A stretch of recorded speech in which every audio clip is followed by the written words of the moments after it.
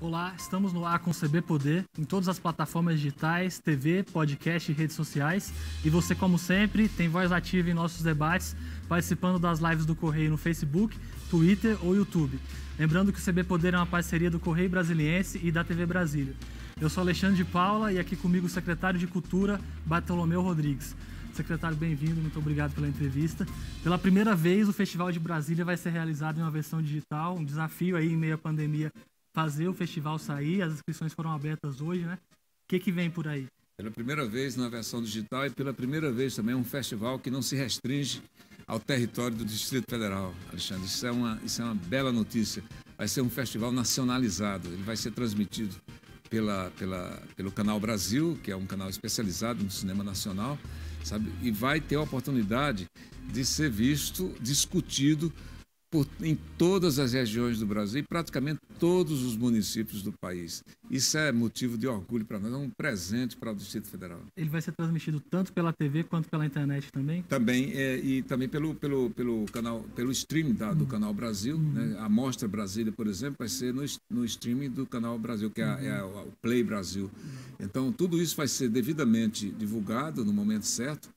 Mas, assim, eu estou com a aparência de cansado porque nós passamos a noite, toda a equipe envolvida com o festival, a gente já vem há semanas discutindo isso, sabe? Aproveito aqui também para mandar um abraço especial e também comunicar que temos o curador do festival, que é uma pessoa, assim, fantástica, que trouxe uma energia incrível, que sabe, para dar viabilidade a esse evento, que é o Silvio Tendler. Tem uma história que... É uma história fantástica, é um cineasta, dispensa a apresentação, mas para quem não conhece, nossa senhora, ele é ganhador de vários prêmios, sabe, é uma pessoa cativante, nos deu uma injeção de ânimo incrível, então o festival ganhou um pique muito bom depois da chegada dele e ele vai conduzir daqui para frente a curadoria do festival. Ele tem uma imensa responsabilidade e uma imensa admiração e confiança que tudo vai dar certo. Foi difícil para fazer esse festival acontecer, porque ainda vai acontecer, né? Mas foi preciso muita adaptação. Eu diria assim, está sendo difícil, mas está sendo assim um difícil com prazer, sabe? Porque a gente está superando. É aquela história já amplamente difundida, né? Ou seja, o difícil dá mais. O homem não sobe a montanha porque é fácil, ele sobe porque é difícil, é um desafio. Então, isso aí se apresentou como um desafio muito grande para nós, no momento em que a Secretaria chamou para si a responsabilidade de fazer o festival, cancelando aquele edital que dava para uma entidade como uma OSC. A ideia inicial era essa, né? A ideia inicial era essa porque facilita procedimentos. Na medida que ficou com a responsabilidade total da Secretaria, o que é que a gente teve que fazer? Colocar um grupo imenso da Secretaria, sabe, para tocar o festival, porque são muitos, se você quiser colocar um copo d'água aqui nessa posição do festival, você tem que justificar e tem que fazer todo um trabalho jurídico em torno daquilo. Então, eu, inclusive, ressalto o auxílio que nós tivemos muito grande do nosso departamento jurídico e da Procuradoria-Geral do Distrito Federal, que nos atendeu plenamente para que a gente pudesse cumprir todos os prazos legais e colocar o festival, finalmente lançar o edital para as inscrições. Apesar de ser uma edição muito diferente, essa experiência com a Secretaria à frente pode ser usada para o futuro, a Secretaria pode vir a tocar os próximos festivais também, já a gente espera na versão presencial de novo? Alexandre, isso é uma questão boa, e inclusive para as próximas gestões que tiver na Secretaria, sabe? Mas é possível, sim. É possível e a gente pode repensar essa forma de fazer para evitar justamente que apenas uma escolha, e foi isso que aconteceu. Muita gente me pergunta, mas por quê? Se estava tudo certo, se estava tudo bem com a empresa que foi escolhida, por que cancelou o edital? Porque nós vivemos um momento especial, vivemos um momento de pandemia, vivemos um momento em que a solidariedade não é só uma palavra, não, ela é uma necessidade, o entendimento, o espírito cooperativo. Não estava vendo, então começa a ter aquelas disputas políticas, disputas, enfim, uma guerra entre si, que fica de lição para todos nós. Não tem o menor problema de abordar esse assunto porque isso precisa ficar de lição entre nós, o momento é de união. Então, nesse sentido, o Estado tem essa prerrogativa também. Então, olha, se não está havendo entendimento, e se nós vamos lançar um festival com essa sombra de suspeição, mas não podia por isso, tem irregularidade. Que irregularidade? Não há irregularidade nenhuma, mas quando se coloca a coisa dessa forma, e você precisa ficar se explicando muito, olha, meu amigo, quando você está explicando muito, você já perdeu a razão, então só tem uma solução. Para quem está assistindo a gente entender um pouquinho também. Exatamente, passa uma régua nisso e vamos... Aí eu disse, vamos para frente. Que houve várias críticas à Oscar que foi escolhida. Né? A maior crítica que se tem, a acusação, vamos dizer assim, o maior pecado é que não tem experiência em fazer festival. Eu não sei se isso se é motivo, sabe? Então, mas enfim, não vou entrar no mérito, isso aí é uma prerrogativa também, nós não tínhamos assinado nada, era apenas um chamamento, que diz assim, quem está disposto para trabalhar conosco. Então, não houve entendimento, não houve esse espírito colaborativo. Zero. Vamos zerar o relógio, vamos começar de novo. Ficamos com o tempo contra nós, mas estamos vencendo esses obstáculos e estamos indo para frente e tocando o festival como deve ser. O festival está de pé, está mantido, sabe? Está honrando a sua tradição e vai ser realizado. E, secretário, uma das características do festival sempre foi essa troca entre as pessoas, a relação interpessoal ali, o Cine Brasília como um espaço de como fazer para manter esse tipo de coisa no virtual, no remoto. Claro que a gente quer, quem não quer? Eu queria um festival como sempre foi, inclusive, cuidado, me diziam isso sempre, né? Festival se vai a todo mundo. É isso mesmo, festival é para isso. O Festival de Brasília ele é muito... talvez seja o festival mais politizado do planeta.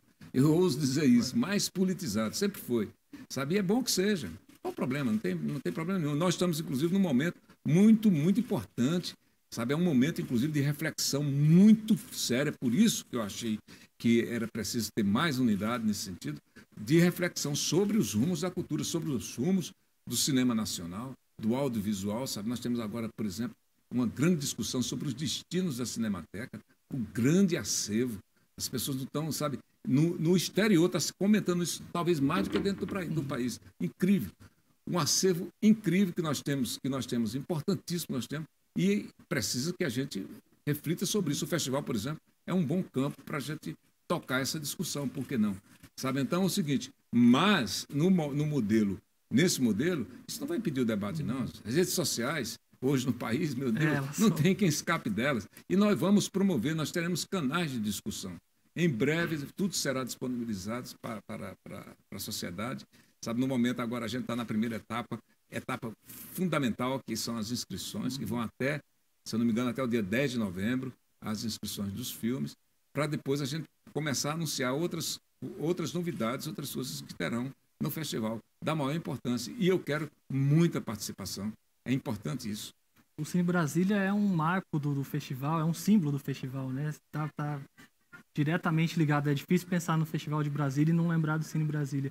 É possível ter alguma coisa lá, respeitando as limitações desse período? Eu só não vou te antecipar que vai ter, porque a gente ainda está vendo algumas questões de protocolo de saúde, mas a gente está planejando fazer alguma coisa, inclusive até a estação do metrô, que ganhou o nome do Cine Brasília, a gente está até pensando, inclusive, talvez tenha uma... Eu conversei bastante esses dias com a administradora do Plano Piloto, a Ilka Teodora, a gente está planejando fazer uma exposição permanente ali dos cartazes que marcaram época, utilizar a estação do metrô para ser uma estação cinéfila mesmo, sabe? Então, e nós estamos planejando, sim, talvez a gente faça alguma cerimônia lá no Cine Brasília. É nossa intenção.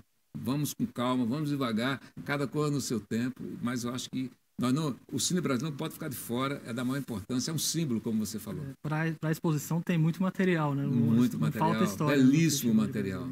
Da mesma forma, você não me perguntou, Alexandre, mas eu vou me antecipar, da mesma forma, da questão do drive-in, sabe? Nós não anunciamos em sua totalidade, mas não está descartada. É porque eu não quero criar falsa expectativa também, mas o fundamental seria nós termos o canal de transmissão. Foram meses de negociação, sabe? Muita conversa, muito entendimento para que a gente chegasse a esse denominador comum. finalmente chegamos, então já está garantido. Agora a gente vai passar para algumas coisas que são varejos, mas varejo importante. Então, por exemplo, o Cine Drive-In não está descartado, tá? Não está descartado.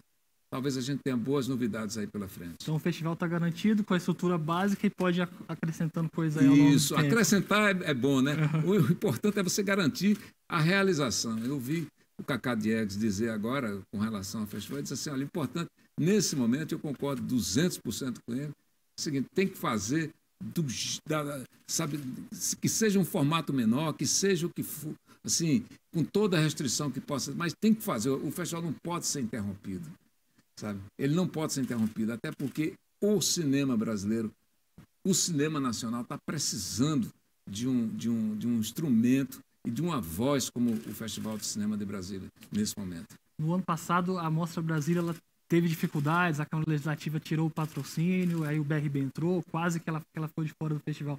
Nesse ano está tudo certo. Está tudo certo, vai ter a Mostra Brasília. Se eu não me engano, nós já temos os valores aqui, são R$15 mil e R$5 mil para os longas e curtas. Eu não me recordo aqui, mas se eu não me engano, são 4 longas e um número, agora que eu não recordo, de curtas, mas vai ter a Mostra Brasília, certo? E ela vai ser, inclusive, veiculada no streaming do Canal Brasil, que é o Play Brasil. Enfim, está tudo assegurado, está tudo garantido, sabe? Nós vamos ter sim. Essa questão do Canal Brasil dá até mais divulgação para os filmes da Mostra Brasília. Dá, né? Com certeza, sabe? Eu não quero aqui entrar na questão comercial de tudo isso, mas dá uma visibilidade muito grande para o festival, né?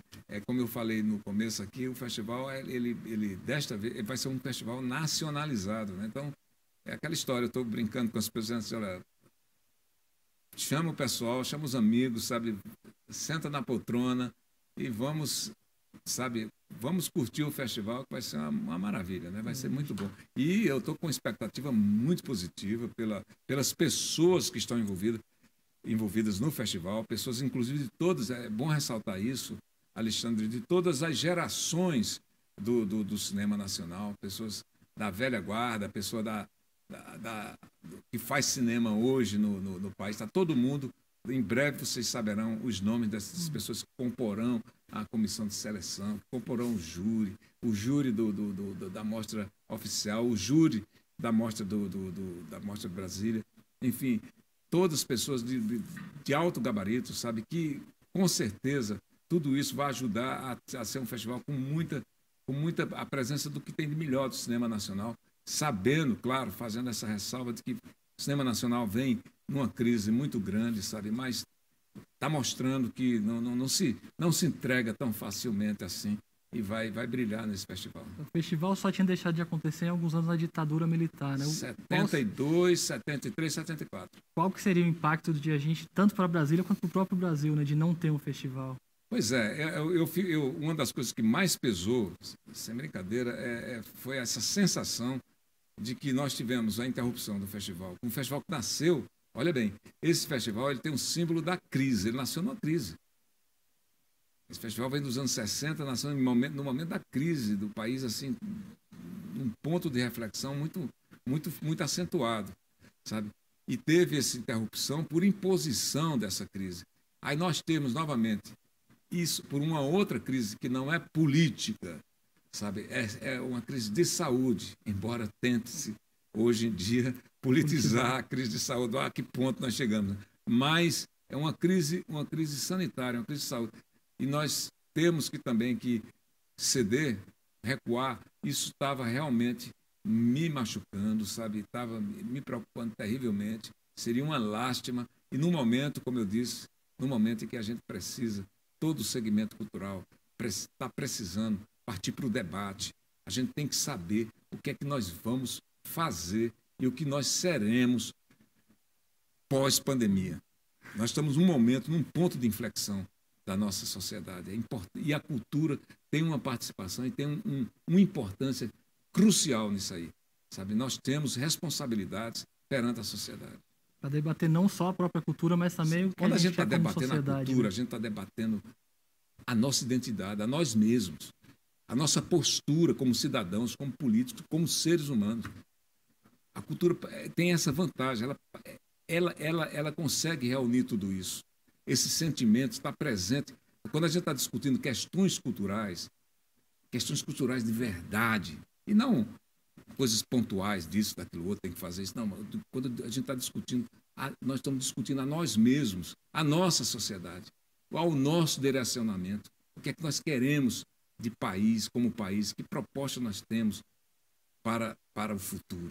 Isso é muito importante. E, secretário, o senhor anunciou, saindo um pouco do assunto do festival, o senhor anunciou recentemente que as festas de Réveillon e de Carnaval com o dinheiro do governo não vão acontecer. Que fatores que pesaram mais para essa decisão? Veja bem, Alexandre, quando eu falei aquilo, eu deixei bem claro que aquilo ainda não era uma decisão oficial, mas era um apontamento, ou seja, a gente estava já conduzindo a questão, e estamos conduzindo nesse sentido.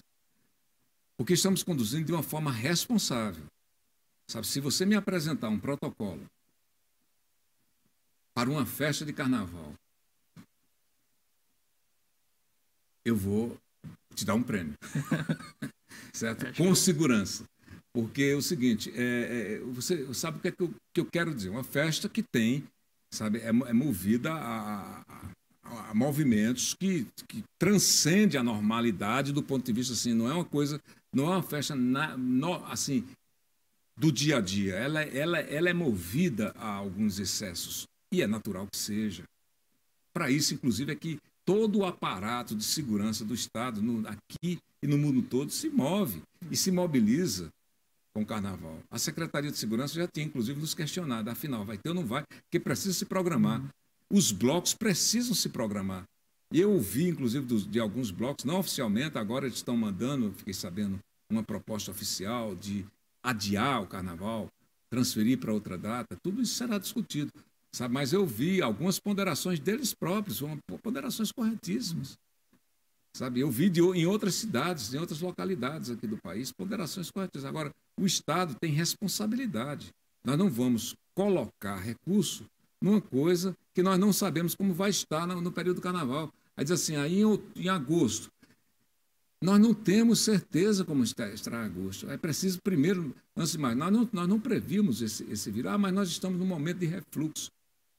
Mas não dá para saber, né? A Europa, por exemplo, com o segundo a Europa viveu o momento de refluxo, está vivendo um outro momento agora. Então é o seguinte, queira Deus, eu torço, sabe? É com tristeza que a gente faz esse tipo de planejamento, cancelando. Eu gostaria de dizer o seguinte, nós vamos comemorar em dobro o Carnaval.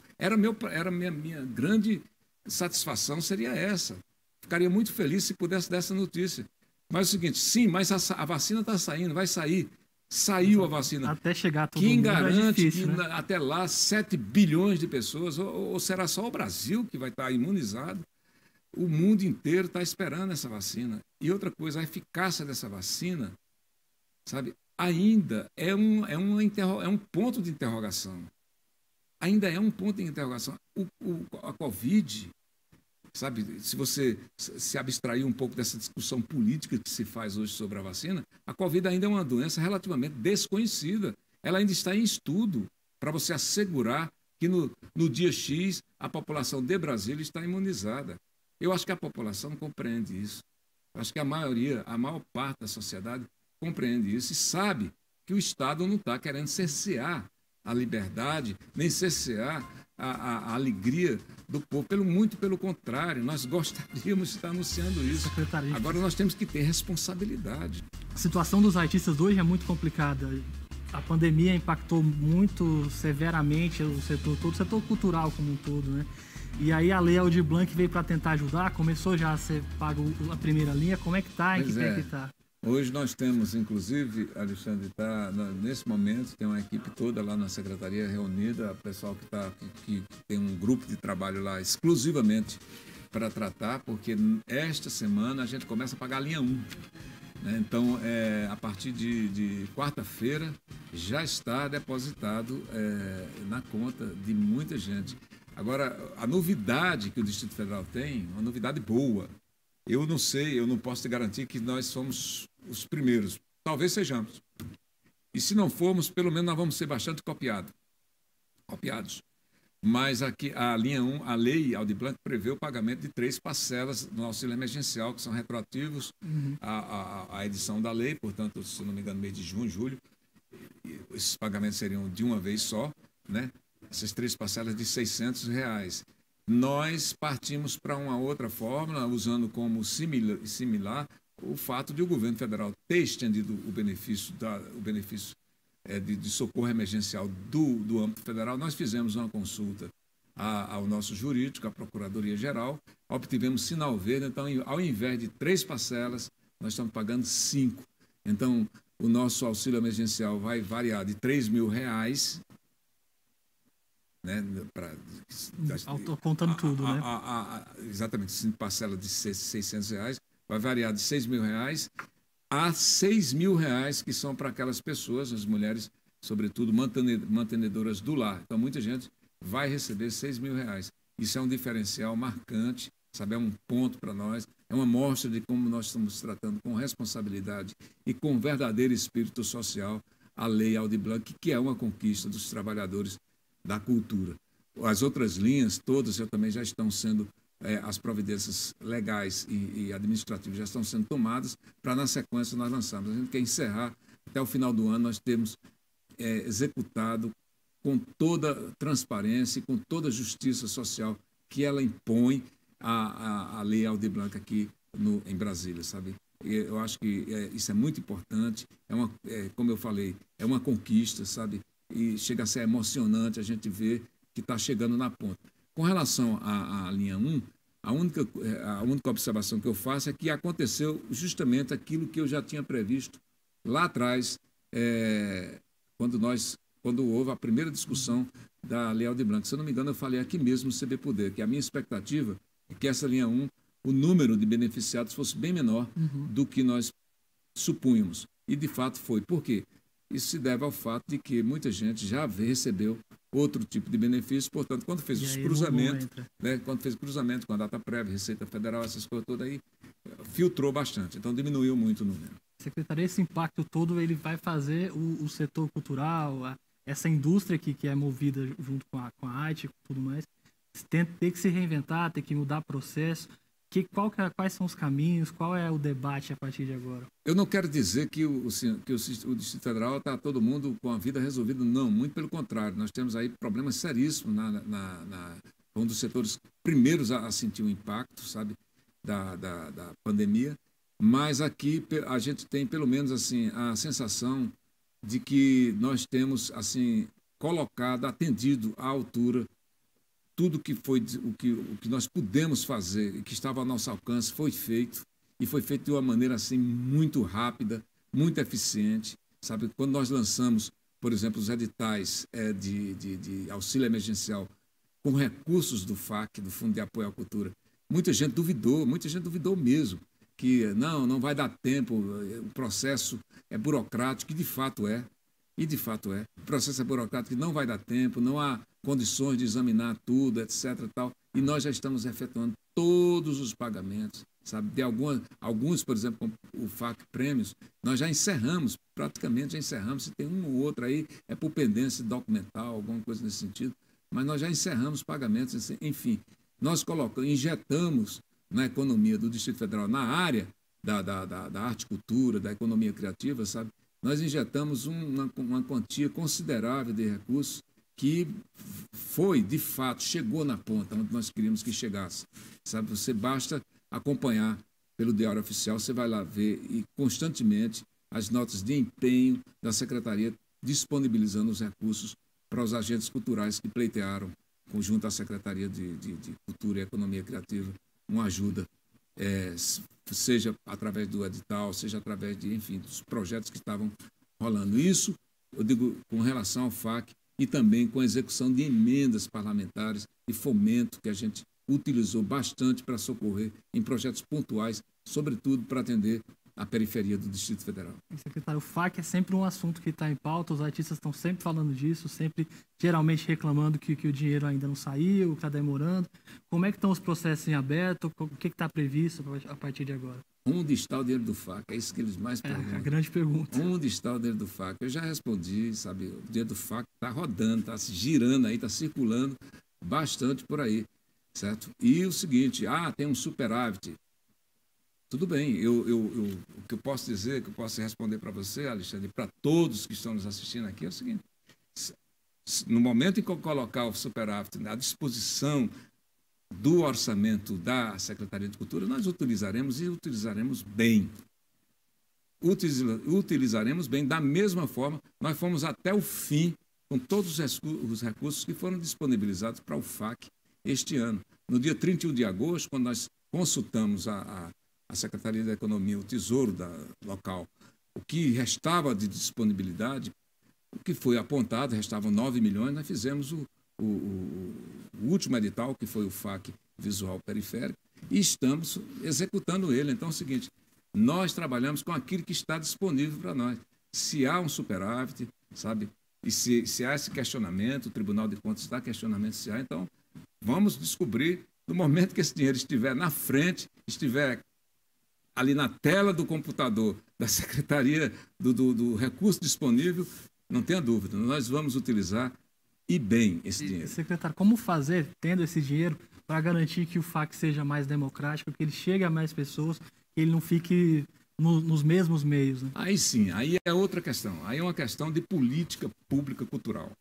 Certo? Nesse momento, a Secretaria tem se debruçado muito sobre isso. Nós temos que ter um projeto para a cultura no Distrito Federal. O Distrito Federal já não é mais aquele Distrito Federal que nós conhecíamos há anos atrás. Ele é hoje um caldeirão, na verdade, de cultura, de movimentos culturais, sabe? Hoje, a periferia, por exemplo, do Distrito Federal, ela tem o fazer cultural dela hoje é muito importante, é muito forte. A gente tem que ter um olhar para esse pessoal.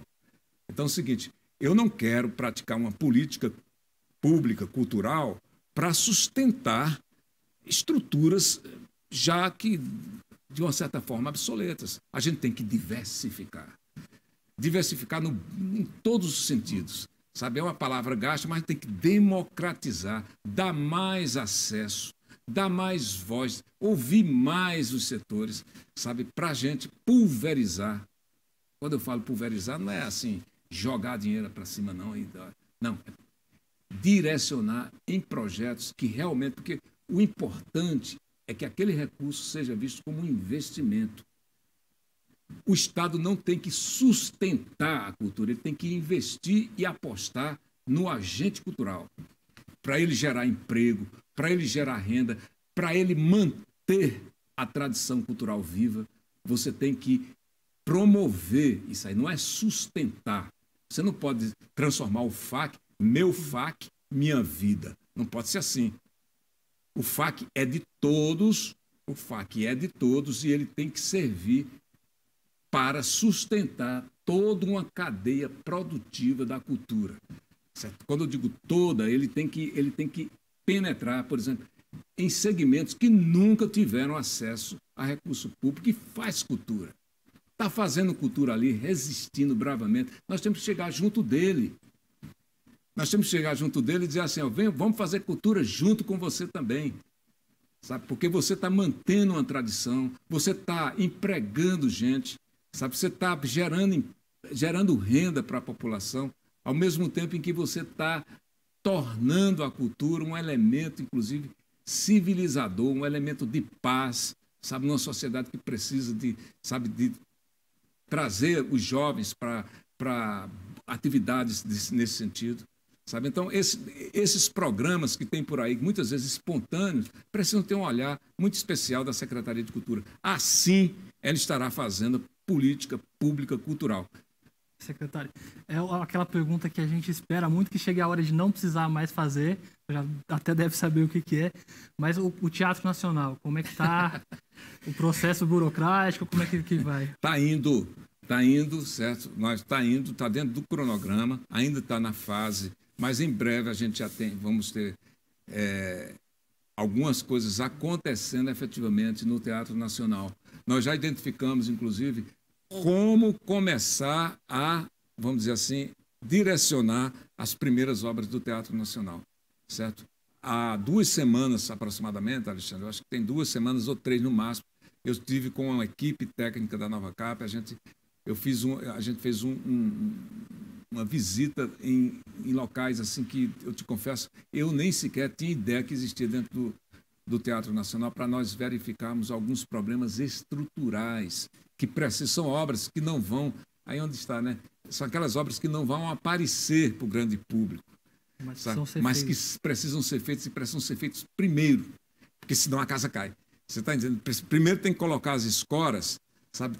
Primeiro tem que sustentar aquele grande edifício, sabe? Muitas vezes com obras que não estão assim, não, as pessoas querem ver logo como é que se mudou o estofamento da Sala Martins Pena, se a Sala Vila Lobos já está com colorido especial, não. Sabe? Isso aí, nós vamos chegar lá, mas vamos com calma que vai chegar. Dá para ter uma ideia de quando a gente vai poder O ano que vem a gente vai estar a todo vapor no Teatro Nacional. O que fez demorar agora esse processo, depois dos recursos chegarem, foi a burocracia mesmo? O que fez demorar, não, o próprio recurso, inclusive, para ele ser liberado, a gente precisa atender uma série de exigências. O que faz demorar é porque é bom que se diga isso, é bom que se pergunte, é porque o Teatro Nacional fechado, ele é produto de um erro que foi cometido na gestão passada. Eu não gostaria de ficar tocando em questões políticas, não, mas é verdade. O Teatro Nacional é a cara do descaso, é a cara do abandono que foi feito com o Distrito Federal. Nós estamos tentando corrigir esses erros. É um caminho muito difícil, sabe? É preciso que se diga que toque na ferida, sabe? Que toque na ferida. Cada passo que a gente vai dar, a gente encontra um erro que foi cometido lá atrás. Sabe? Infelizmente, nosso tempo acabou. Tem muita coisa para falar ainda, mas o tempo é curto. Muito obrigado pela entrevista. O CB Poder fica por aqui. Obrigado pela sua companhia e amanhã tem mais.